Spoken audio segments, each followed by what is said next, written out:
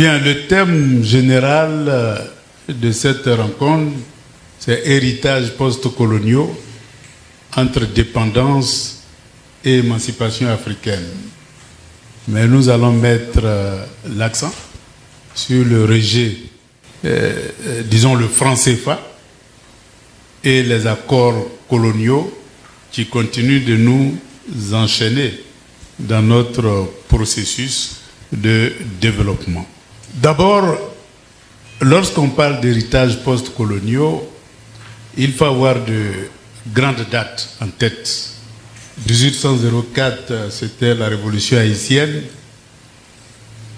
Contrairement à tout ce qu'on peut penser, eh bien c'est cette révolution-là qui a mis fin à l'esclavage.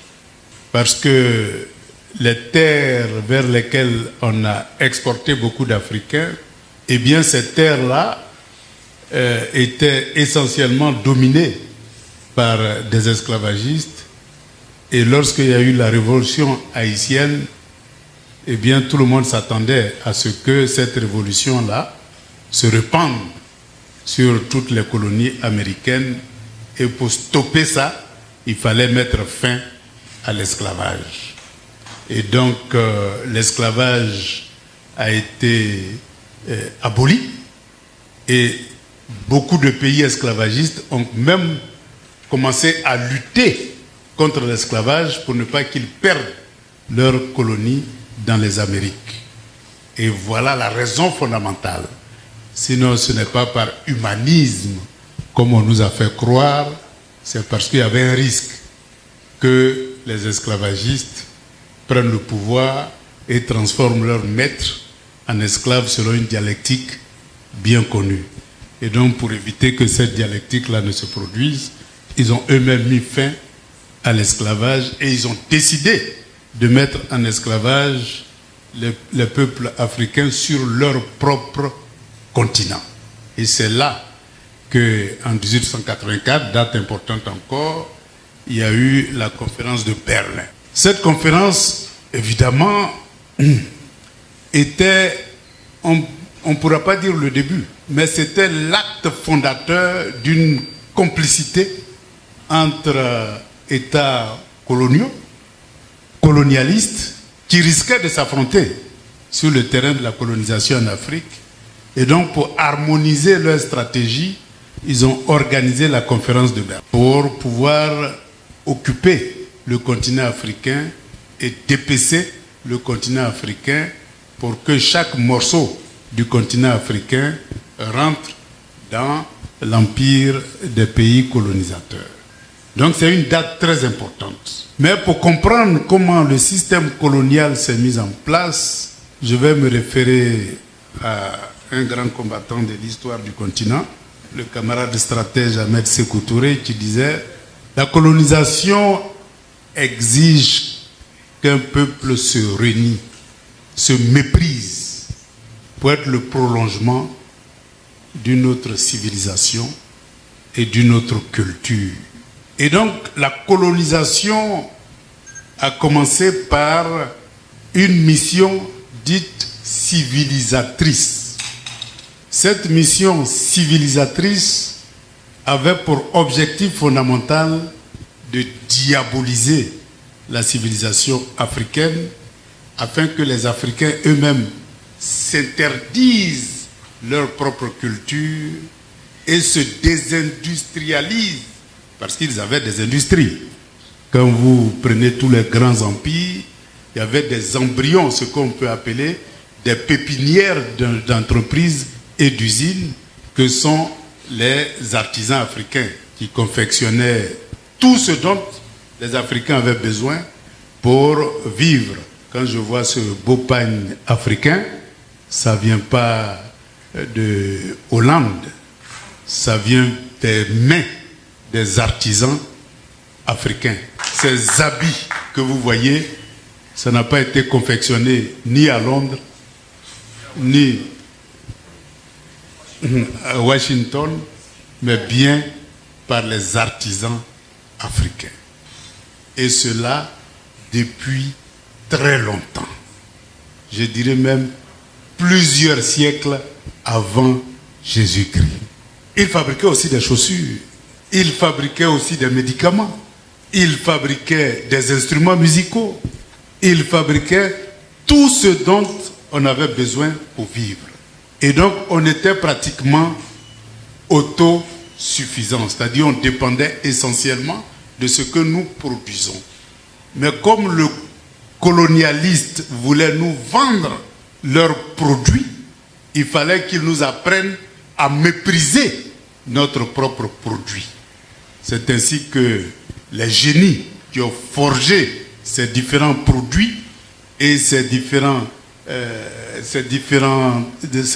ateliers ont été considérés comme des sorciers. Donc on a commencé à diaboliser nos génies et à nous amener à adorer le génie des autres, puisque chez nous, quand un génie invente, on dit c'est un sorcier. Mais chez eux, on les appelle des sorciers et des génies. Pourtant, c'est le même mot, hein? Mais pour eux, c'est positif. Pour nous, c'est négatif. Donc voilà comment on nous a amenés à adorer les génies des autres, les créations des autres, et à diaboliser nos propres produits et notre propre culture, nos langues, nos musiques. Tout ceci a été diabolisé. Nos produits, notre médecine traditionnelle a été reléguée au rang de l'indigénat, et tout ce que nous avions comme produits traditionnels ont été considérés comme des inventions de sorciers, et donc toucher à ces produits-là, c'est se rapprocher plus de Satan que du paradis. Et donc, il fallait tout abandonner. Voilà comment le piège de la désindustrialisation du continent africain a été mis en place par le système colonial, et qu'en lieu et place, on a dépecé le continent pour nous amener des produits occidentaux qui étaient fabriqués à partir des matières premières extraites du continent africain et qui nous revenaient non pas en passant par nos ateliers, mais en allant dans des ateliers occidentaux.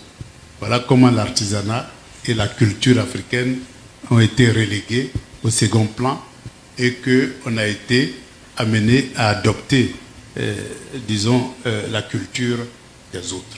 Et donc, on a renié notre propre culture, nos propres biens qu'on produisait sur le continent africain pour être le prolongement de la culture occidentale et des produits fabriqués dans des usines en Occident.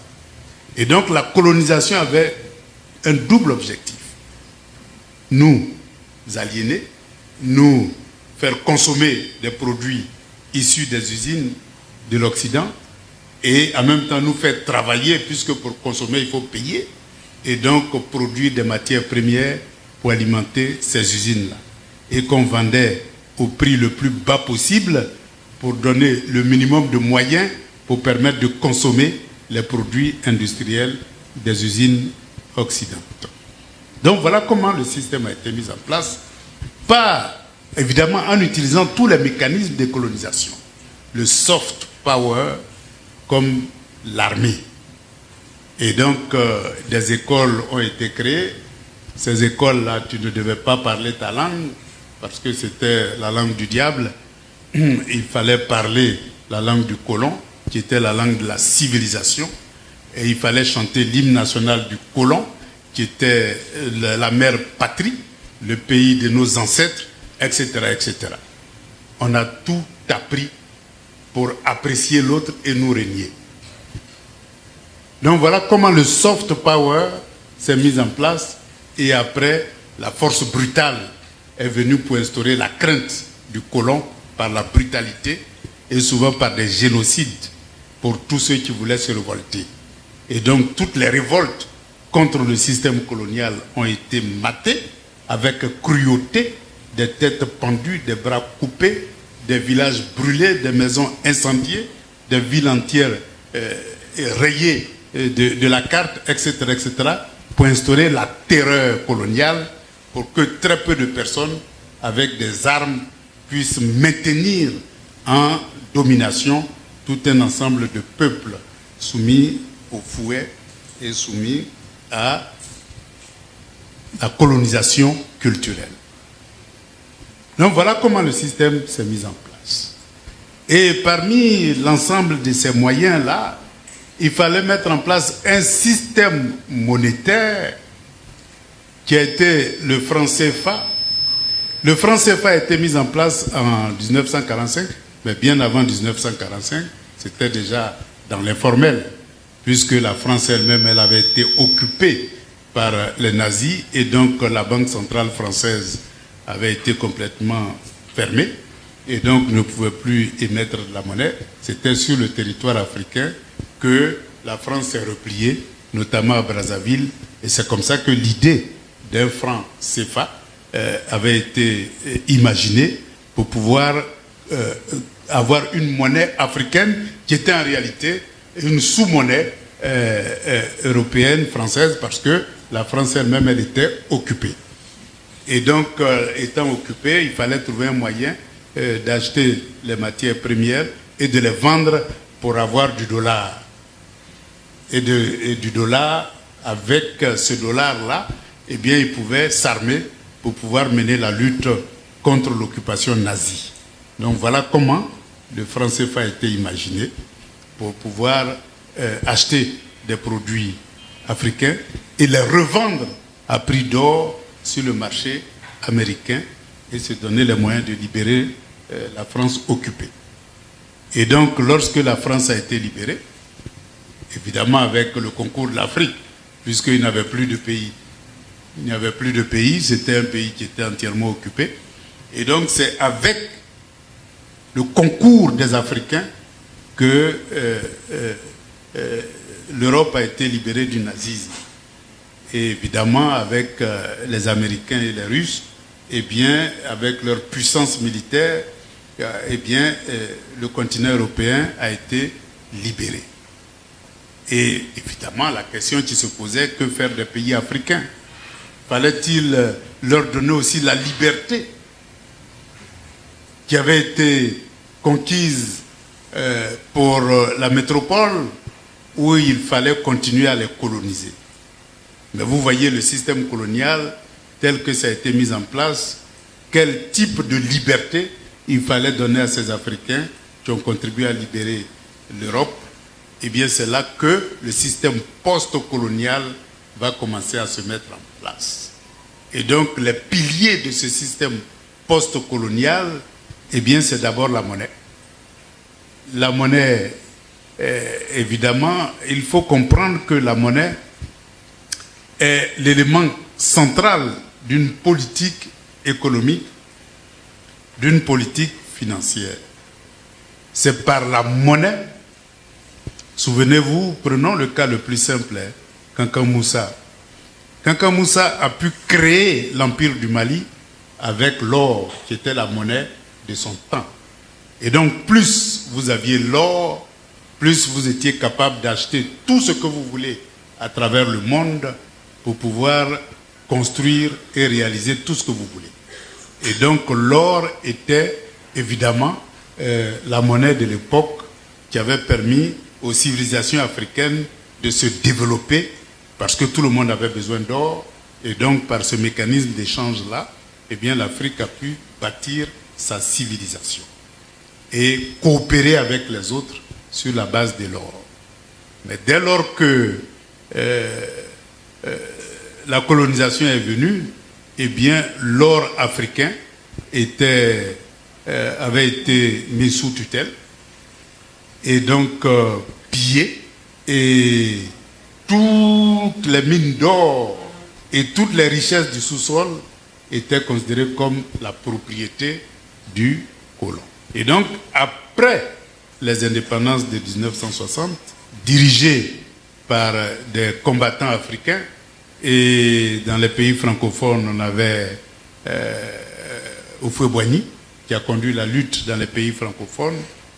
Dans les pays anglophones, on avait Kwame Nkrumah, Julius Nyerere, etc., qui ont été les acteurs clés de la décolonisation du continent.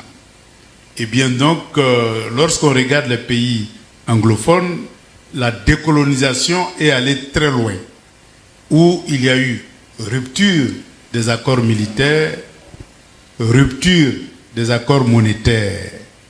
Mais le piège, c'était quoi?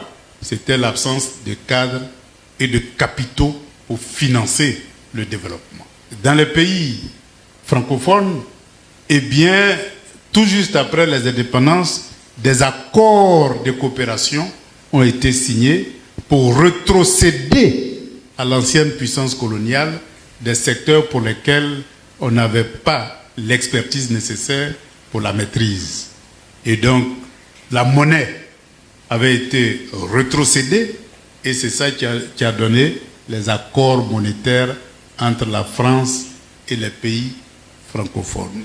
La défense a été rétrocédée et donc notre défense devait être assurée par la France. Pourquoi? Parce que la capitale de l'AOF, par exemple, c'était Dakar. Et c'est là-bas qu'il y avait les instruments du pouvoir colonial. Et donc, dès lors qu'on accède à la décolonisation en maintenant les frontières artificielles qui ont été créées depuis 1884, il est bien évident que chaque pays devait se débrouiller pour créer son armée.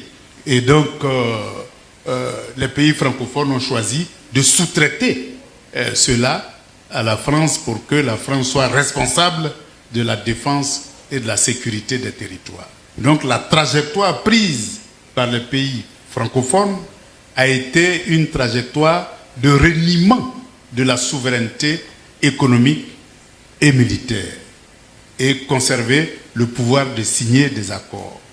Et donc maintenir le système de gouvernance coloniale, c'est en là que je vous rejoins, puisque le gouverneur a été tout simplement remplacé par un président de la République, qui n'est président de la République que parce que dans n'importe quelle république normale, il faut appeler le premier dirigeant président de la République, sinon il avait tous les pouvoirs d'un gouverneur, c'est-à-dire il concentrait entre ses mains tous les pouvoirs comme au temps de la colonisation où le gouverneur concentrait entre ses mains tous les pouvoirs. Pouvoir de juger, pouvoir de légiférer, pouvoir d'exécuter ses propres lois et de juger et de condamner qui il veut. En fait, c'était un pouvoir absolu et on a doté ces pays-là d'une constitution que personne ne savait lire à cette époque. C'est pas grave, il fallait avoir une constitution. Et donc, la constitution se résumait à une seule personne. Et donc, le président de la République était en même temps chef de l'État, chef de la magistrature, chef de la majorité parlementaire, chef de l'administration, chef de tout ce qu'on respire et de tout ce qu'on mange. Donc, voilà comment le système post-colonial a été mis en place. Et donc, ce système post-colonial-là était tellement simple que tous ces accords-là ont été signés dans le secret, puisqu'on n'avait pas besoin de consulter le Parlement ni le peuple. Le système colonial n'avait pas été mis en place pour consulter le peuple dans les grandes décisions. Et donc, c'est des accords secrets. Et c'est là que se trouvent tous les pièges des accords de défense et des accords monétaires. Puisque lorsque vous lisez, par exemple, les accords de défense, que tu ne découvres que quand tu arrives au pouvoir. Parce qu'avant ça, comme c'est un accord secret, il y a des annexes dont personne n'a accès, puisque ce n'est pas passé au Parlement, ce n'est pas passé par un référendum, ce n'est passé nulle part, c'est dans un bureau, on te montre où tu dois signer, et souvent même celui qui signe n'a même pas pris la peine de lire le contenu de ce qu'il signe. On lui dit que c'est la signature pour son indépendance, lui il en est content, il signe, et il s'en va proclamer l'indépendance. Donc voilà comment ces accords ont été négociés. Mais lorsque vous prenez l'accord de défense, dans les annexes, eh bien, tout ce qui est sous-sol, qu'on appelle les produits du sous-sol, revenait de droit et de priorité à l'ancienne puissance coloniale. Donc si vous avez de l'or, la priorité est réservée à l'ancienne puissance coloniale. Si vous avez du pétrole, la priorité est réservée à l'ancienne puissance coloniale, si vous avez du gaz, si vous avez du fer, si vous avez du cuivre, si vous avez de l'uranium, tous les produits stratégiques étaient la contrepartie de l'assistance militaire que la France apportait à ses colonies. Voilà pourquoi lorsque ils veulent exploiter par exemple le pétrole, et vous avez des contrats de concession, c'est-à-dire on vous concède une parcelle de notre territoire, cette parcelle-là vous êtes maître absolu, et toutes les richesses qui sortent de là, eh bien on vous informe de la quantité de richesses qui sort de là. Vous n'avez pas le droit de venir contrôler ce qui est produit là. On vous dit voilà ce qu'on a produit et on vous dit que vous avez 10%, vous avez signé, et donc on vous donne 10%, et eux, ils ont 90%. C'est comme si vous envoyez 10 vêtements chez celui qui a la machine, chez le blanchisseur, pour laver, et lorsqu'il a fini de laver, il dit, bon, ben, comme vous n'avez pas de machine à laver, eh bien, moi, je conserve 9 chemises, et je vous donne une chemise. Voilà exactement ce qui se passe dans les contrats de concession. C'est-à-dire nos propres pétroles, nos propres gaz, notre propre or, nos propres minéraux, on a 10%. Et celui qui a envoyé tout simplement des machines pour les enlever à 90%, ou au plus, disons, quand il veut nous faire de la faveur, il nous laisse 15%. Et eux, ils ont 85%. Et donc, tous les contrats miniers qui sont signés en Côte d'Ivoire, surtout avec la période d'exploitation de l'or, on ne dépasse jamais 10%. Et tous les contrats pétroliers, on ne dépasse jamais ça. Et donc, en mettant en place un tel mécanisme, c'est tout simplement pour justifier qu'on vous assiste militairement gratuitement. Et donc, évidemment, quand c'est présenté comme ça, il est bien évident que toute personne qui ne connaît pas les dessous des cartes va dire que, évidemment, ils sont gentils. On a un gardien à 0 franc. Un gardien qui nous protège à 0 franc. Mais attention, votre gardiennage se limite au respect des accords qui ont été signés. Parce que tous les chefs d'État qui ont voulu un tant soit peu remettre un seul aspect de ces accords en doute, eh bien, ils sont éliminés. Puisque l'armée est là pour garantir les accords de défense et de sécurité. Et quand vous ne les respectez pas, vous êtes éliminés. C'est ainsi que les Patrice Lumumba ont perdu la vie.